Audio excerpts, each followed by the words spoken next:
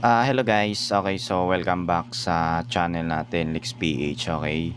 So ngayon guys, sa mga nakapanood na sa tutorial natin kung papaano gawin yung one method trick dito sa Mobile Legends settings nyo, kung papaano nyo i-unlock yung additional na ultra refresh rate.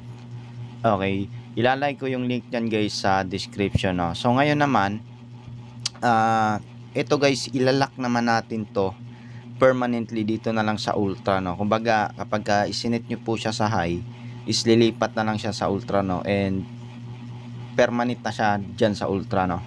At ito din guys, itong black bar na option na to, mamaya tatanggalin din natin to, no, para hindi siya sagabal. Okay, so sa mga hindi pa nakapanood ng tutorial natin, ito ilalagay ko yung link dyan sa description ng ating video. Okay, so ngayon para matanggal to and permanently dito na lang to sa ultra yung ating high frame rate, yung gagawin nyo guys, exit muna tayo. Okay, tapos punta tayo ng si Archiver, Android, Data, tapos hanapin nyo dito guys yung folder ni Mobile Legends. Okay, tapos sa Files, Dragon 2017, Assets, tapos dito sa Comlibs guys, open nyo po siya. Okay, so open natin yung Comlibs. Then ang gagawin nyo lang dito guys, buburahin nyo lang po tong folder na ARM64-V8A. Okay, so ang gagawin nyo lang dito guys, kung naikaka-copy paste nyo na to, ito i-delete nyo na siya, no. Okay, then ganyan lang guys. Tapos tignan natin yung ating Mobile Legends. Okay, so open na natin yung ML natin.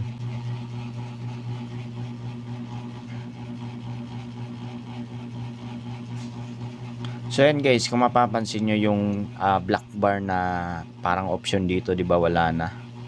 Kasi nga dinilit na natin yung Comlibs na file, which is dun sa Android data na folder. So ayan, kung mapapansin nyo, wala na yung black bar dito, ano.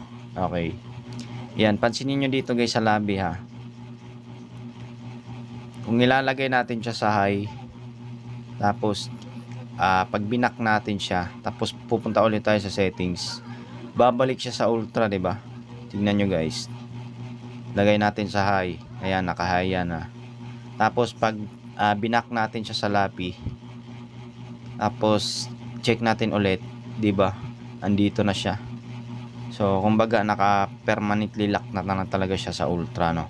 Okay, so ayun lang naman guys, no. So hopefully sana nakatulong sa itong video na to, and huwag nyo kalimutan guys, bigyan ng like, share, at mag-subscribe na rin po kayo sa mga bago dyan. And ayun lang guys, at maraming salamat po. Peace.